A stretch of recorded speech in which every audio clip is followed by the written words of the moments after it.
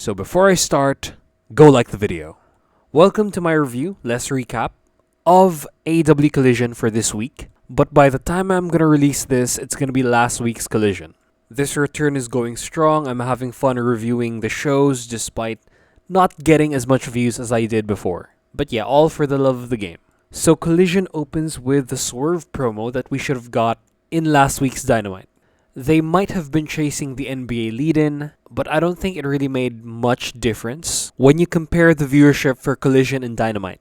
It's close because it's coast to coast, but Dynamite still had more viewers. But yeah, the point is we got the promo, and it's basically the confirmation that he's a babyface. He addressed the horrible things he's done, and he definitely needed to do that after effing threatening Hangman's child, while Hangman's wife was sleeping in the other room.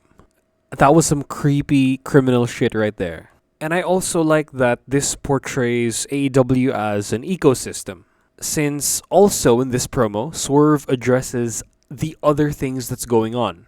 Other feuds, possible challengers, and even the attack on Tony Khan. Things are feeling more like an ecosystem, like I said, compared to before, when it was just like everyone was having their own thing. They're like living in their own universes. So yeah, I like the interactivity between the other stories, between the rest of the players, but let's not blend them too much, where they all just become one big story, since the main characters of those stories might become side characters to this one of the champions. And for Swerve's opponent, his first title defense, I'm surprised that it happened on this show. Because when Claudio was Ring of Honor champion, this guy was main eventing pay-per-views. He was like putting on bangers with everyone he was up against. He's a former Ring of Honor champion, and you have a lot of time to build him up for the next pay-per-view. And I don't understand the booking of him versus Brian Cage for next week's Dynamite. I mean tomorrow's Dynamite. Because what's the point? Like, Swerve ends up beating Claudio at the end. Spoilers. So why have him fight like Mogul Embassy? He's out of contention. Like, he's supposed to be at the back of the line. What gives? The first feud is probably going to be Christian because it makes no sense that it's going to be the other members of the BCC, since Mox is New Japan champion. He's going to feud against Konosuke Takeshita. Wheeler's not on that level. Danielson lost to Ospreay, and it won't make sense that he's going to be getting the world title shot over Ospreay, who's getting the international title shot. It's not it can't be any of the BCC. So yeah, the match for this show, the main event, was awesome. But I don't approve of Claudio being the one to lose at the first title defense. And he didn't even cut much of a promo here. And he's okay. He's not bad at promos like what the WWE had us believe. He can carry his own. He proved it with Kingston. So yeah, great segment, questionable choices, but it leads to a great match at the end. So yeah. So after this is the injury update on Tony Khan. He's gonna work remotely in kayfabe. He had some nice publicity during the draft, speaking out some truths, but this just serves the purpose of making the Elite more threatening, since not only did they attack the boss, but they're basically the substitutes in case Tony Khan goes down and is not able to run the show. They're gonna run the show in kayfabe. So yeah, this absolutely had to happen. So yeah, after this is the opening match of the show, the Bang Bang Gang, Bullet Club Gold against Top Flight. And this one, I don't know if I just watched too many of these, or I might prefer Jay White as a singles performer, but this was basically a standard trios match. This is the worst non-squash match of the show, but it's average. I mean, I like Top Flight. They had a good performance, but they're not that threatening. They're not well built up enough yet. Action Andretti was the top performer here. He also is the one to get pinned. But I think more focus should be put on the two brothers who should be in the tag division instead of the trios one. Action Andretti needs to go on excursion, honestly. Yeah, I still don't approve of the decision of having him beat Chris Jericho, which hurt Jericho a lot.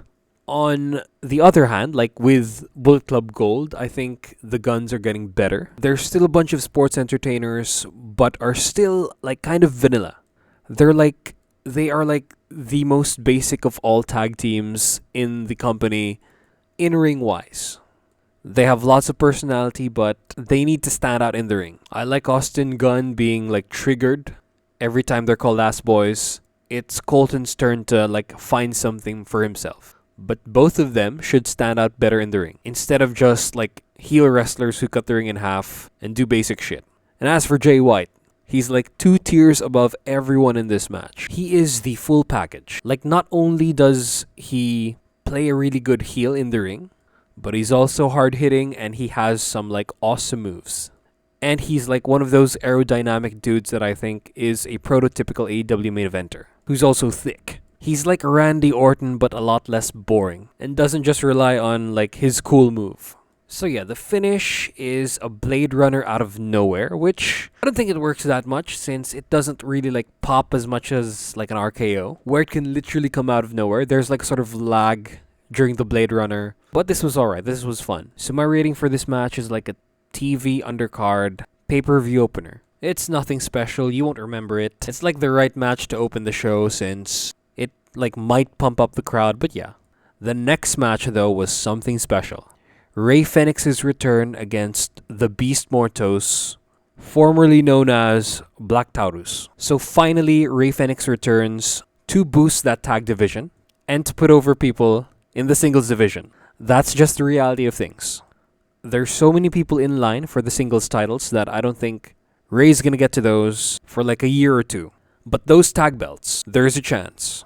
I would love like a 4-way tag team match between the Bucks, FTR, Lucha Bros, and the Acclaimed. Have it be a ladder match, or like TLC. Or hell, even add Cope and Christian. And like that's how they win it. But yeah, it's nice to have Rey Fenix back, but he wasn't the main star of this one. The Beast Mortos dominated the shit out of him.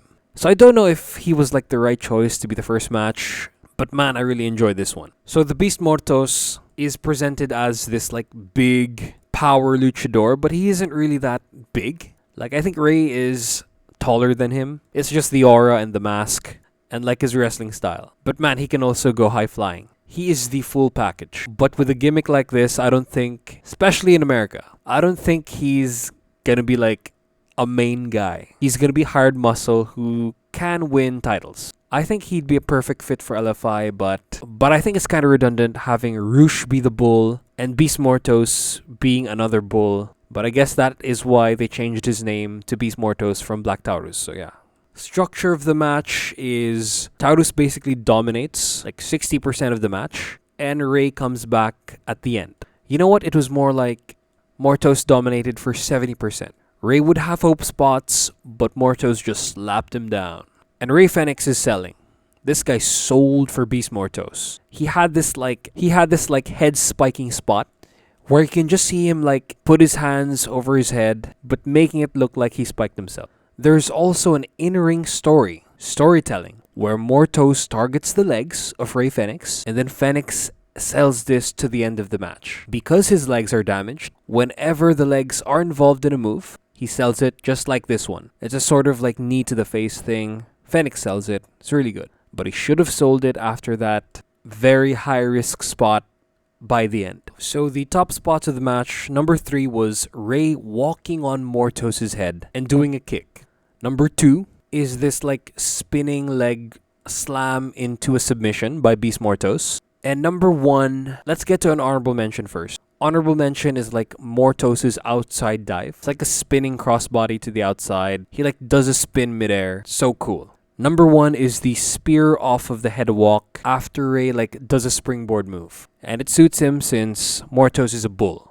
So yeah, I also want to point out this like scary landing by Rey Fenix. When he does this dive to the outside, his leg lands really, really bad. But crisis averted, no one gets hurt. The finish is a roll-up, which makes so much sense since I don't think that the damage that Rey Fenix did compared to what Mortos did was like proportional. Like Rey got away with that. He made Beast Mortos look really good. So AEW now signed the man and then put him with LFI. And speaking of LFI, before I get to the Orange Cassidy promo, I need to talk about Roosh, since Roosh is back. One of the most loyal, main eventer potential, also aerodynamic, and charismatic dudes in the roster. Like, I'm surprised this guy hasn't won a title yet. He's so good, but Toni has him lose so much. But every time he does lose, it's a great performance, especially the match against Hangman and Moxley. but hopefully he's on the rise, and I hope that he's the one to take the TNT title from Copeland. And so now we get to the Orange Cassidy promo. I still don't like that match is on Rampage, since not a lot of people are gonna see it. It should have been on Collision instead of, I don't know, the Bang Bang Gang defending against Top Flight. But I guess you need a draw for that show, but it didn't really help much. So I'm against this being on Rampage. So after this is Toni Storm versus Anna Jay. So yeah, we're like 1 hour into the show and there's so much content. Now we have Women's Champion Toni Storm taking a revenge against Anna Jay for attacking Mariah May last week. And my god, is Nigel McGuinness a simp for Mariah May. Like, how he talks about Mariah May is like a more PC version of Jerry Lawler. It's more admiration for like the performer that she is and not just how hot she is. So this match was a storyteller.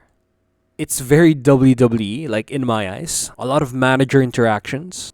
It's like designed to garner more of a reaction and is very slow paced. It's not my kind of match, but I think it really helped with the pace of the show, since we just had a banger before this. I mean, the match itself was good. They didn't move like divas, which is like my bare minimum requirement. And I like the interactions. But if you're gonna have a match like this, have the number 1 contender show up. Have Serena Deeb do something to mess with Toni or Mariah.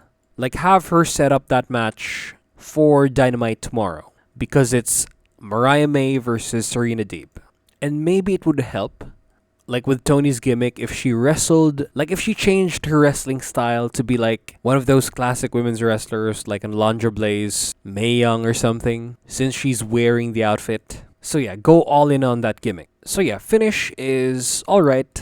Toni powers out of a Queenslayer, hip attack, Storm Zero, wins the match. Despite this being like a WWE match, you know what, I think I enjoy this more than the trios to start.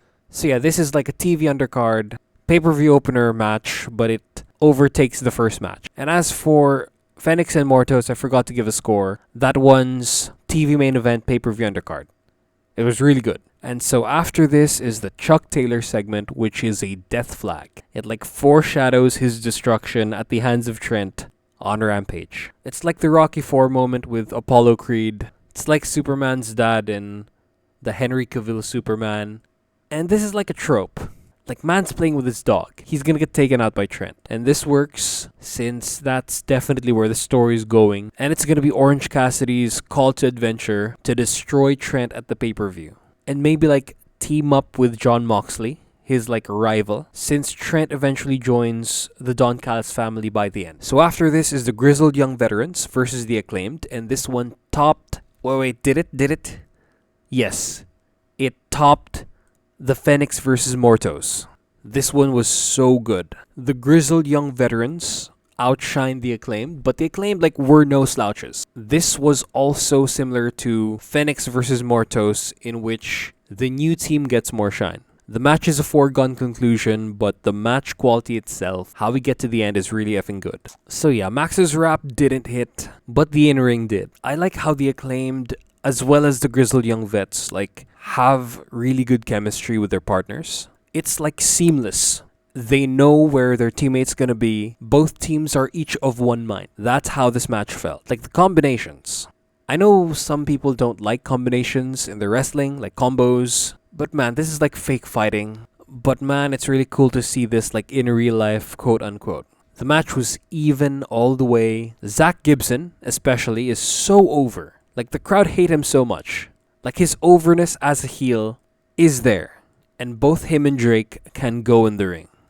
They extended their double team moves to other double team moves. Like a double team move just doesn't end after you do it. You take out the other guy outside as well. That was really cool and is one of my top spots of the match. That's like number 2. It's like a double team head kick on Caster. And then like Gibson automatically makes a platform for James Drake to like dive on Bowen's outside.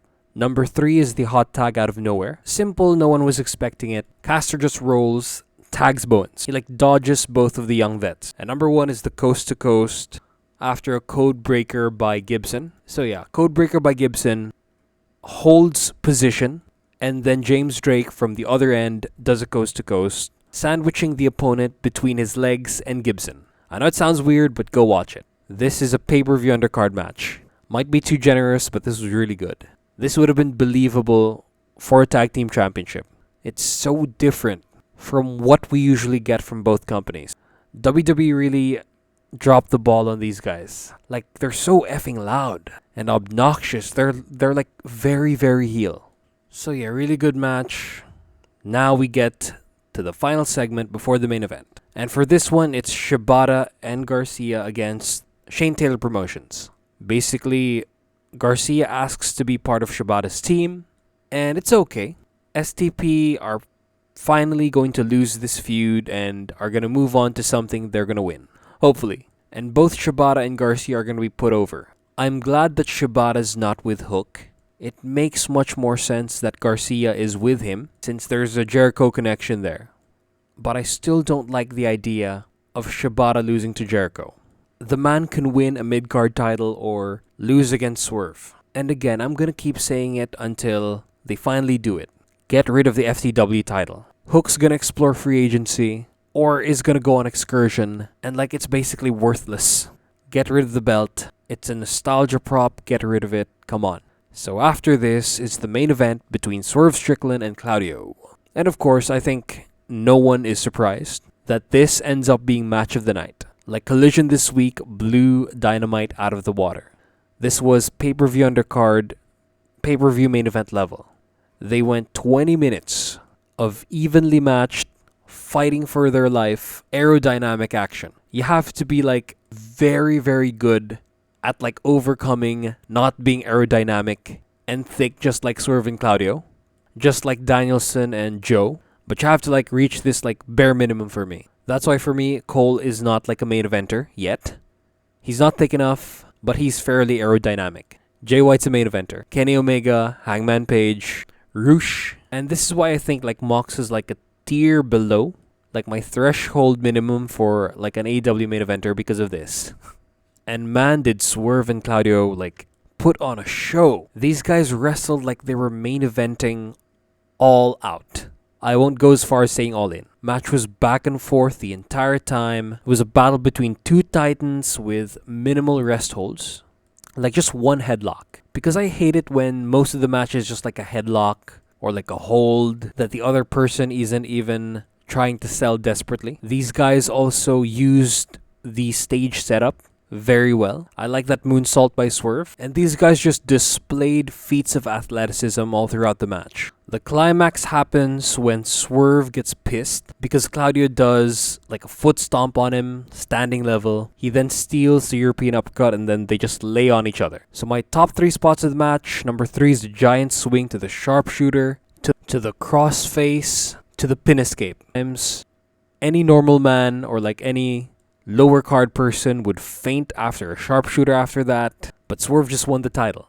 He's not gonna lose it. So of course it would make sense if he like finds something deep inside of him to narrowly avoid getting neutralized. Right. Number 2 is the tilt-a-whirl backbreaker. Claudio just caught him in midair, did this, really cool. And then number 1 spot of the match is the Swerve stomp, but this is weird since it's on a standing Claudio that Claudio catches and then turns into an uppercut for the near fall.